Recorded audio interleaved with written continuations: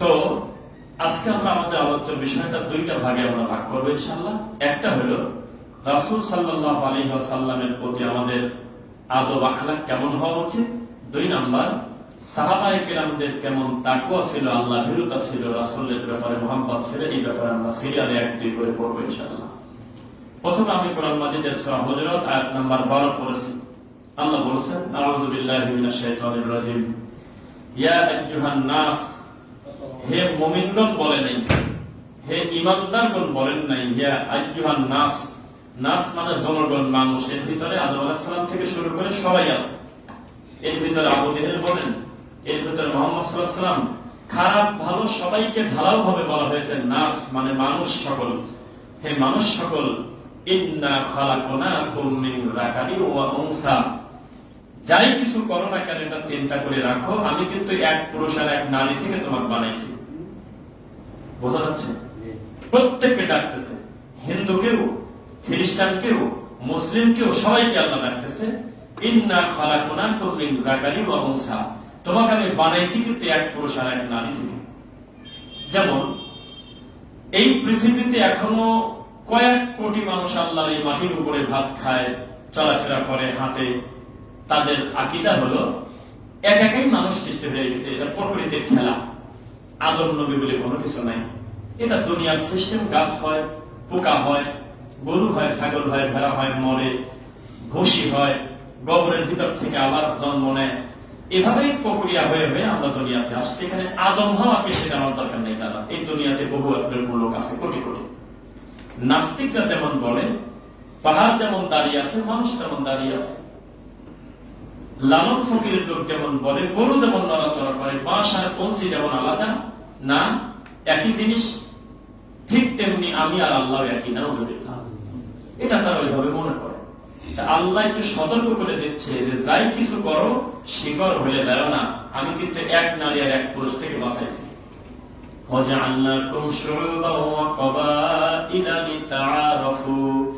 পরবর্তীতে আমি তোমাদেরকে বিভক্তি করে দিছি বিভিন্ন জাতি এবং গোত্রে। কেন? লিতাআরাফু, যাতে তোমরা একে অন্যের সাথে পরিচিত হতে পারো। আল্লাহ না করুক এই নীলা মার্কেটে অথবা এই মাজার রোডে অথবা আমাদের এই মসজিদের সামনে, পূর্বাঞ্চল আহলে হাদিস মসজিদের সামনে একটা লোক অ্যাক্সিডেন্ট করে মারা গেছে। আল্লাহ না করুক। এখন এই লোকটাকে আইডেন্টিফাই করার কোনো পথ আমাদের কাছে নাই। তার মোবাইল বন্ধ, তার কাছে কোনো কার্ড নাই, কিচ্ছু নাই। বুঝবো কিভাবে? আল্লাহ সুবহানাহু ওয়া তাআলা কিছু আলামত দিয়েছেন। এরপরে দুইজন ব্যক্তি হারিয়ে গেছে, মুরব্বী মানুষ, কোন জায়গা গ্রাম, কোন জায়গা বাড়ি, কি তার নাম কিছুই জানে না। কিন্তু সে যে আপনার সাথে কথা বলতেছে, কথা বলার ধরন দেখে বুঝে ফেলবেন যে নোয়াখালী, চট্টগ্রাম, পাবনা হতে পারে। আল্লাহ সুবহানাহু ওয়া তাআলা বিভিন্ন জেলায়, বিভিন্ন রাষ্ট্রে আমাদেরকে জন্ম দিয়েছে। এটা কোনো ভুল না, এটা ভালো। আমাদের একে অন্যের ভাষা ভিন্ন হয়, এটা খারাপ কিছু না, এটা ভালো। এটা পরিচিত হওয়ার জন্য সহজ। প্রত্যেকটা মানুষের ভাষা যদি কুষ্টিয়ার মতো হতো, পাবনার মতো হতো, রাজশাহীর মতো হতো, তাহলে এটা ঝামেলা ছিল। আল্লাহ সুবহানাহু ওয়া তাআলা চান ভিন্ন ভিন্ন ভাষা, ভিন্ন ভিন্ন গোত্র। এর কোরআনের আয়াত, লিতাআরাফু, যাতে তোমরা একে অন্যের সাথে পরিচিত হতে পারো। খালি বলছে হুজুর আপনি কেমন আছেন, আমি সঙ্গে সঙ্গে বলে দিলাম ভাই মনে হয় সাবাই নবাবগঞ্জে বাড়ি। এটা ভাষাগত দিক থেকে, অভিজ্ঞতা থেকে বলে দিতে পারলাম। আমরা যশোর না হয় নড়াইল, কাছাকাছি একটা হবে। আপনার কথা দেখে তো মনে হচ্ছে তাই। ভাই মনে হয় ঢাকার লোক, কথায় বোঝা যাচ্ছে। ভাই মনে হয় গাজীপুর, ভাই মনে হয় নরসিংদী। এটা তার কণ্ঠ বলে দিচ্ছে। ওয়াজআলনাকুম শুউবান ওয়া ক্বাবাইলা লিতাআরাফু, এর মূল রহস্য আমি আল্লাহই তোমাদেরকে গোত্র আর জাতিতে ভাগ করে দিয়েছি, যাতে তোমরা একে অন্যের সাথে পরিচিত হতে পারো। ইন্না আকরামাকুম ইনদাল্লাহি আতকাকুম, এক এক গোত্রে এক একজনকে দেওয়ার উদ্দেশ্য এই না যে ওই গ্রামের লোকজন বড়লোক, তোমরা ভালো, ওই গ্রামের লোকজন ধনী বেশি তাহলে তারা ভালো, তা নয়। বরং তোমাদেরকে ভালো বলার জন্য মাপকাঠি হলো তাকওয়া। ইন্নাল্লাহা আলিমুন খবীর, আল্লাহ সব বিষয়ে জ্ঞান রাখেন এবং খবর রাখেন। তো যাই হোক, আমাদের ভাষা ভিন্ন, জেলা ভিন্ন, থানা ভিন্ন, এলাকা ভিন্ন, এরপরেও আমরা মসজিদ এসেছি আল্লাহর জন্য। কার জন্য? আল্লাহর জন্য। এটাই হলো আমাদের ঐক্য, এটাই আমাদের ভালোবাসা। আজকে এমন একটা পরিস্থিতি, সমাজ, দেশ, রাষ্ট্র এমন একটা অবস্থাতে আছে, সবচাইতে বেশি যোগ্য সম্মান পাওয়ার অধিকারী জমিনে হলে মুহাম্মদ রাসূলুল্লাহ সাল্লাল্লাহু আলাইহি ওয়াসাল্লাম। আর সবকিছু মিলায় তার সৃষ্টিকর্তা তিনি হলেন আল্লাহ। অথচ এই দুইজনের ব্যাপারে আমরা বেখেয়াল। আল্লাহকেও তার যোগ্য মান দেই না শিরকের মাধ্যমে, মুহাম্মদ সাল্লাল্লাহু আলাইহি ওয়াসাল্লামকেও তার যোগ্য সম্মান দেই না আমাদের আদব কায়দার অভাবে। এবার আপনাদের সামনে আমরা কোরআন মাজিদের সূরা হুজুরাত আয়াত 1 এবং 2 বলে তারপরে আমরা সিরিয়ালে যাব প্রায় 11টা ইনশাআল্লাহ। আল্লাহ বলতেছেন, আউযু বিল্লাহি মিনাশ শাইতানির রাজীম, বিসমিল্লাহির রহমানির রহিম, ইয়া আইয়ুহাল্লাযীনা আমানু লা তুকদ্দিমু বাইনা ইয়াদাইল্লাহি ওয়া রাসূলিহি ওয়াত্তাকুল্লাহ ইন্নাল্লাহা সামিউন আলীম। হে ঈমানদারগণ, আল্লাহ এবং তার রাসূলের উপরে আগ বাড়িয়ে কোনো পণ্ডিতি করো না, বেশি বুঝতে যাও না, আল্লাহকে ভয় করো। আল্লাহ কিন্তু সবকিছু শোনেন এবং সবচেয়ে বড় জ্ঞানী। আগ বাড়িয়ে কাকে বলে? আমি আপনাকে বলতেছি আল্লাহ রাসূলের হাদিসে আছে এইটা, আপনি আমাকে বলতেছেন আরে আমাদের মাঝারে তো নাই। আমি আপনাকে বললাম আল্লাহ রাসূল বলছে টাকনুর উপরে কাপড় করতে হবে, এটা ফরজ, ঢেকে পড়াটাই বড় হারাম। আপনি আমাকে যুক্তি দিচ্ছেন আরে আমার হয়তো শীতের সময় নিচে মোজা আছে বা এটা ঢেকে রাখলে অসুবিধা নেই, আমি তার অহংকার করি নাই। এই যে আপনি নিজের মন গড়া কথাগুলো অনেক কিছু বললেন, এটার নাম বলা হয় আগ বাড়িয়ে বলা, অগ্রগণী হওয়া। এটা বলা যাবে না, বলতে হবে ভাই আমি জানতাম না, আল্লাহ রাসূল যেহেতু বলছে আমি মেনে নিলাম। ইয়া আইয়ুহাল্লাযীনা আমানু লা তারফাউ আসওয়াতাকুম ফাওকা সাওতিন নবী, হে ঈমানদারগণ, ঈমান আনার পরে তোমাদের কণ্ঠস্বর আমার নবীর কণ্ঠের উপরে যেন না হয়। ওয়ালা তাজহারু লাহু বিল কওলি কাজাহারি বা'দিকুম লিবা'দ, তোমরা নিজেরা নিজেরা যেভাবে কথা বলো একে অন্যের সাথে জোরে জোরে, খবরদার আমার নবীর সামনে কথা বলো না। তোমরা ভাই, চাচা, আব্বা, দাদা, নানা, কাকা, তোমরা যেভাবে খাবার টেবিলে জোরে কথা বলো, এইভাবে খবরদার আমার নবীর বৈঠকে বলো না। যদি বলো কি লাভ হবে? আন তাহবাতা আমালুকুম, আমি আল্লাহ তোমাদের আমল বরবাদ করে দেব। ওয়া আনতুম লা তাশউরুন, তবে তোমরা বুঝতে পারবে না। আপনি কি বুঝতে পারেন আজকে ফজর নামাজ কবুল হয়েছে কিনা? বোঝেন না? আপনি কি বোঝেন যে একটা শিরকি কর্ম করার কারণে আপনার 1 বছরের গুনাহ একদিন মানে ভালো কাজ বাতিল হয়ে গেছে, অতিরিক্ত শিরক করার কারণে অতীতের ভালো আমল নষ্ট হয়ে গেছে, এটা কি সরাসরি দেখা দেয়? ওয়া আনতুম লা তাশউরুন, নবীর কণ্ঠের উপরে তোমাদের কণ্ঠস্বর যদি উঁচু হয় তাহলে তোমাদের 2টা কাজ করব, 1 তোমাদের আমল আমি বাতিল করে দেব। ওয়া আনতুম লা তাশউরুন, তোমার কাছে জিজ্ঞাসা করার দরকার নেই, অটোমেটিক তোমার অজান্তেই তোমার সব বরবাদ হয়ে যাবে। আজকে টুপি মাথায় দেওয়ার পরেও আমার রাসূলের সামনে বেয়াদবি চলে কিনা এই দেশে? চলে, কঠিন চলে। এটা শেষের দিকে বলবো ইনশাআল্লাহ। এইবার তাকওয়া কাকে বলে আপনাকে একটু বলতে থাকবো ইনশাআল্লাহ সিরিয়ালে 1-2 দেখে দেখে একটা নাম্বার সহ বলবো যাতে আপনারা আগ্রহ পাবেন। ওমর ইবনুল খাত্তাব রাদিয়াল্লাহু আনহুর একটি ঘটনা আছে, হলো ইবনুল জাওজি সিফাতুস সাফওয়া 1 নম্বর খণ্ড 302 সহিহ। তিনি বললেন, আল্লাহ যদি ঘোষণা দেন যে আমি কাউকে জান্নাতে দেব না, আমি একজনকে দেব, কাউকে আমি জাহান্নামে দেব না, আমি একজনকে জাহান্নামে দেব, ওমর রাদিয়াল্লাহু আনহু বলতেছে আমার আমল কতটুকু আছে আমি তা জানি না, তবে আমার ভয় থাকবে না জানি সেই লোকটা মনে হয় আমি। আল্লাহু আকবার। যদি ঘোষণা এসে যায় বিচারের মাঠে জাহান্নামে খালি একজনকে দিয়ে বাকি আমি জান্নাতে দিয়ে দেব, আল্লাহ পারেন না? তিনি তো আল্লাহ। তখন আমি ওমর রাদিয়াল্লাহু আনহু আল্লাহর মুখের এই ঘোষণার আগ পর্যন্ত আমি ধরে নেব সেই লোক মনে হয় আমি হয়ে যায় কিনা। অথচ জান্নাতে সুসংবাদ পায়নি, জান্নাতের সার্টিফিকেট পাওয়ার পরেও তারা বলতেন সার্টিফিকেট যে দিতে পারে আমার কোনো ভুলের কারণে এটা কাইও নিতে পারে, পারে না? ভর্তি করছে গতকালকে, একদিনের ক্লাসে এমন বিয়াদবি করছে একেবারে নামি কেটে দিয়েছে, লাল কালি দিয়ে গেছে, পারে কিনা? তো তারা এইভাবে ভয় পেতেন, তাকওয়া অর্জন করতেন। এরপরে 2 নাম্বার, আবু বকর রাদিয়াল্লাহু আনহুর একটি ঘটনা, সহিহ বুখারী 3842। তার কাছে একজন দাস কিছু দুধজাত খাবার নিয়ে আসলো, দই হতে পারে, দুধ দিয়ে তৈরিকৃত কিছু খাবার নিয়ে আসার পরে তিনি জিজ্ঞাসা করলেন যে কোথা থেকে আনলে। তো যে নিয়ে আসছে সেও ভালো করে বলতে পারতেছে না, মানে উৎসটা বলতে পারতেছে না এই ইনকাম সম্পর্কে খাবারের।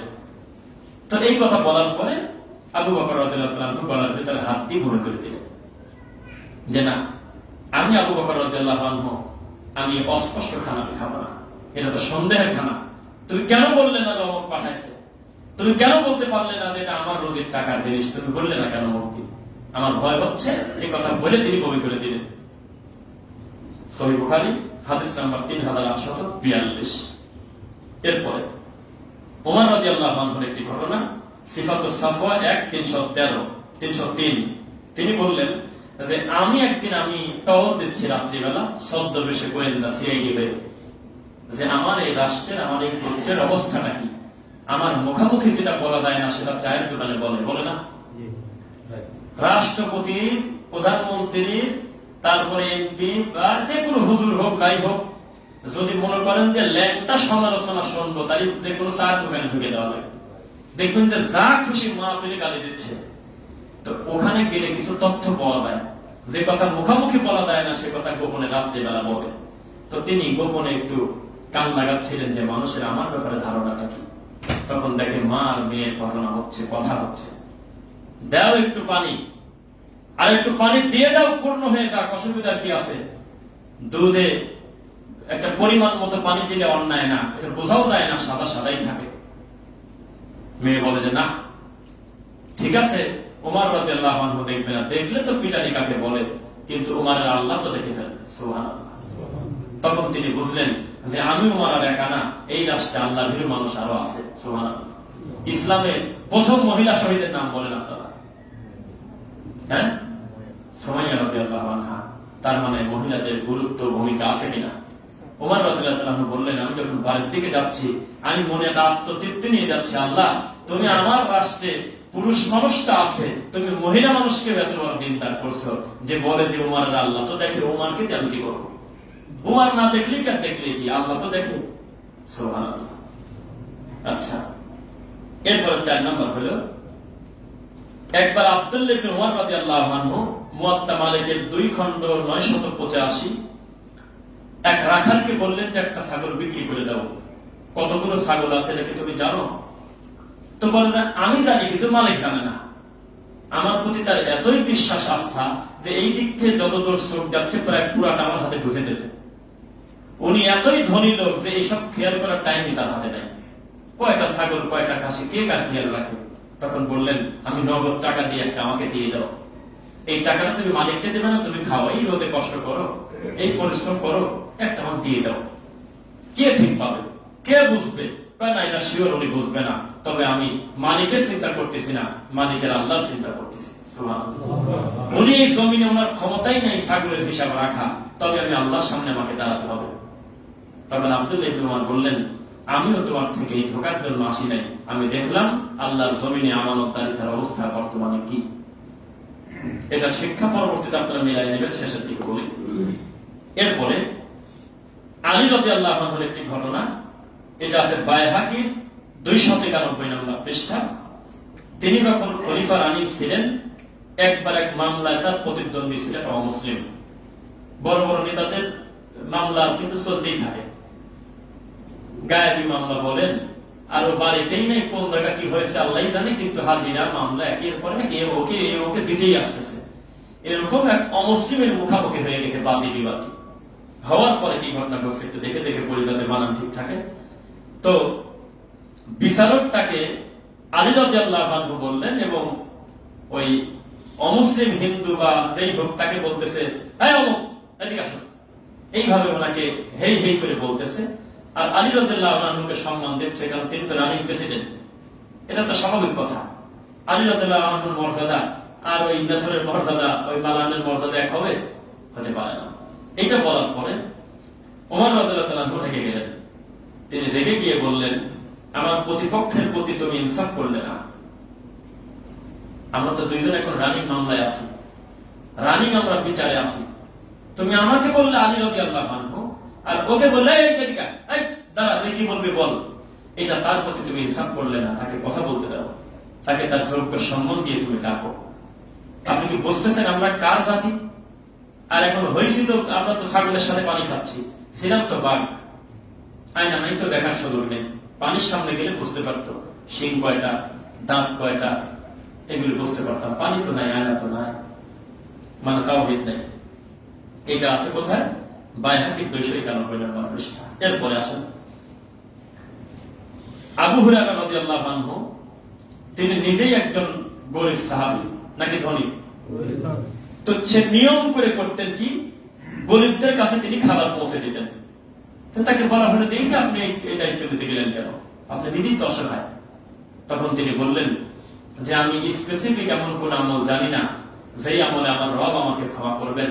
আমার দুইটা আমল আমার জীবনে, এক, ইচ্ছাকৃত ভাবে আমি রাসূলের মজলিস ছাড়ি না, একটু ক্ষুধা লাগলে চাপ দিয়ে রাখি। এই সময় যদি আমি চলে যাই নবীর কাছ থেকে, না জানি এই টাইমের ভিতরে কোন একটা দামি কথা নবী বলে ফেলবে, আমি ধরতে পারবো না।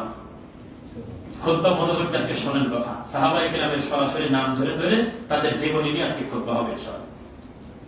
আমার ভয় হয় যে পেটে ক্ষুধা লাগছে, ঠিক আছে, তবে আমি বাড়ি চলে গেলাম, হঠাৎ করে আসার পর শুনলাম আমার নবী একটা কথা মুখ দিয়ে বলে ফেলছে, আমি এখনো নোট করতে পারিনি, মুখস্থ করতে পারিনি। তাহলে অন্য লোক আমার থেকে সুযোগ বেশি নিয়ে নিল, আমি তা দেবো না। আমি চুপ করে তাকায় থাকি, আমার রাসূলের কোনো কথা যাতে ছুটে না হয়। আবু হুরায়রা রাদিয়াল্লাহু আনহু কত হাদিস বর্ণনা করছেন, এটাকে সিরিয়ালে বলতে পারবেন আপনারা? সুবহানাল্লাহি ওয়া বিহামদিহি।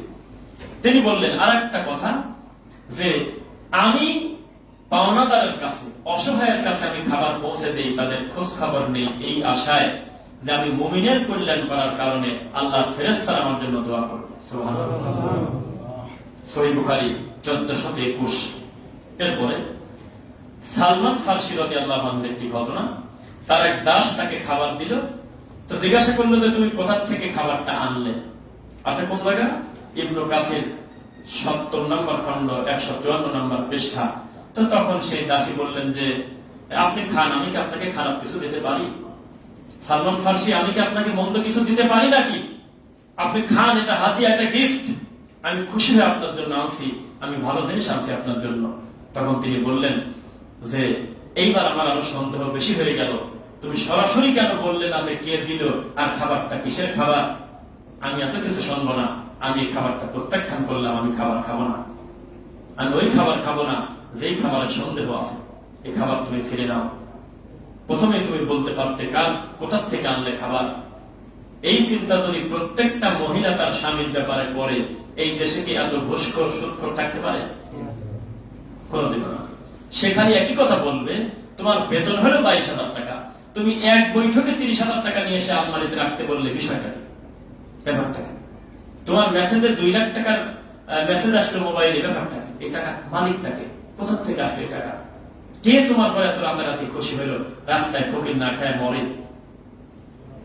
বিষয়টা কি? এত টাকা তোমাকে দেয় কেউ? 2 দিন 5 দিন যদি প্রেশার দিত, 6 দিনের দিন নয় ও বনে জঙ্গলে চলে যাওয়া লাগতো, আর নয়তো হারাম থেকে বেঁচে যেত ইনশাআল্লাহ। কোনো কথা নেই। তাকে আরো প্রেশার দিচ্ছে, তাকে আরো চাপ দিচ্ছে, কি চাকরি করো? কত লোক সিঙ্গাপুরে যায়, পরিবার নিয়ে মালয়েশিয়া যায়, দুবাই যায়, কাতার যায়, তুমি কি করো? আজ পর্যন্ত কক্সবাজার নিয়ে গেলে না, আমাকে সিলেট নিয়ে গেলে না, চট্টগ্রাম নিয়ে গেলে না, কি করো? তখন সে আরো বেশি বেশি হারাম কাজ করে। নবী বলেছেন, মান ওয়াকা ফিশ শুবহা ওয়াকা ফিল হারাম। স্পষ্ট হারাম তো বহু দূরের কথা, কেউ যদি সন্দেহে ঢুকে দেয় সে যেন হারামে ঢুকে গেল। ওয়াকা ফিল হারাম ওয়াকা ফিন নার। কেউ যদি হারামে ঢুকে দেয় সে জাহান্নামে ঢুকে গেল। নাউযুবিল্লাহ। এরপরে আব্দুল্লাহ ইবনে আব্বাস রাদিয়াল্লাহু আনহু তিনি কি করছেন? তিনি বললেন যে আমার কাছে ছোট গুনাহ বলে কিছু নাই। বলা হলো মানে? তো বলে যে আমি ভয় করি এই ছোট গুনাহ করলেও যে শাস্তি দিতে পারে তিনি তো আল্লাহ। আমি ছোট নেকি মনে করি, আমি তুচ্ছ মনে করি না, কারণ এই নেকি করলেও তিনি খুশি হন, তিনি সপ্তম আসমানের উপরে আছেন। সুবহানাল্লাহ। এটা আছে কোন জায়গায়? মুসান্নাফ ইবনে আবি শাইবা ৫ম খণ্ড ৩৩৬ নম্বর পৃষ্ঠা। হাদিসের রাবী আব্দুল্লাহ ইবনে আব্বাস রাদিয়াল্লাহু আনহু তিনি বললেন যে আমার কথা তোমরা মানতে বাধ্য না, তবে আমি কোনোদিনও কোনো নেকিকে ছোট মনে করি না। আমি সুযোগ পালি সে আমলটা করে ফেলি। আমি কোনোদিনও কোনো গুনাহকে তুচ্ছ গুনাহ মনে করে, আরে রাখো তো, এটা মাকরুহ। কিসের মাকরুহ আর কি বলে এগুলো? আর এটা সাধারণ ব্যাপার, এগুলো বাদ দাও। এই কথা বলে আমি কোনো গুনাহকে ছোট মনে করি না, কারণ এই গুনাহ করলে যিনি শাস্তি দিতে পারে তিনি তো আল্লাহ। এটাই যদি ধরে ফেলে, কথা বুঝতেছেন আমার? এরপর 9 নম্বর, উমর ইবনুল খাত্তাব রাদিয়াল্লাহু আনহু, এটা আছে কোন জায়গায়? সিফাতুস সাফওয়া 1-305। তিনি বললেন, যদি আমার জীবনে আমি কনফার্ম হতে পারতাম, আমার জীবনে যদি আমি এটা জানতে পারতাম অগ্রিম যে মহান আল্লাহ আমার একটা বিশেষ ইবাদত কবুল করে ফেলছে, তাই আমি মনে করতাম যে আমার যথেষ্ট হয়ে গেছে, কিন্তু আমি তো জানি না। আপনারা কি কেউ জানেন? ওমর রাদিয়াল্লাহু আনহুর মতো লোক বলতেছে যে আমার জানা নাই, আমাকে আগে ঘোষণা দেওয়া হয় নাই যে আমার কোন দিনের আমল আমার আল্লাহ কবুল করছে। যদি একদিনও জানতে পারতাম, আমি দেখে খুশি হতাম, পৃথিবীতে লাল উটের থেকে বেশি খুশি হয়ে যেতাম কারোর থাকলে। কিন্তু আমার এই সুযোগ নাই, আমি এখনো জানি না আমার আমল আমার আল্লাহর কাছে কবুল হচ্ছে কিনা। বোঝা যাচ্ছে? এরপর 10 নাম্বার, এই নামটা আপনারা শুনেছেন, আবু উবাইদা ইবনুল জাররাহ রাদিয়াল্লাহু আনহু। তিনি বলতেছে যে মুসলিম বাহিনীর সবচাইতে বড় নেতা হওয়ার পরেও একেবারে সৈন্যদের সাথে খাবার খেতেন এবং কোন ধরনের কোন বিভক্তি রাখতেন না। তিনি হলেন রাষ্ট্রপ্রধান, তিনি হলেন সৈন্য প্রধান, সেনা প্রধান, কিন্তু তিনি খানা খাচ্ছে একই সঙ্গে তার সৈন্যদের সাথে। তিনি খানা খাচ্ছে, তার জন্য আলাদা কোনো পাতিল নাই, আলাদা কোনো রান্না নাই, একই রান্না, একই তরকারি, একই প্লেট, একই ধরনের জগ, একই গ্লাস, একসঙ্গে এক সিরিয়ালে বসে খেতেন। লোকজন তাকে বললেন যে ওস্তাদ স্যার, আপনি একটু চেয়ারে বসেন, আপনি একটু উপরে বসে খান, আপনার জন্য এক্সট্রা পরিবেশ করা আছে। তখন তিনি জবাব দিতেন, আমার জীবনে এটাই হলো সবচেয়ে বড় ভয়, আমি বৈষম্যের শিকার হয়ে আমার রবের সামনে আমি আসামি হয়ে না যাই। আমি এই আসামি হয়ে না যাই যে আল্লাহ আমাকে যদি বলে তুমি আমার মুমিনকে খারাপ করে দেখলে কেন, তুমি আমার আদম সন্তানকে খারাপ করে দেখা, তুমি কে? এই জন্য আমি তাদের সাথে বসেই খানা খাই, তাদের সঙ্গে চলতেই আমার বেশি ভালো লাগে।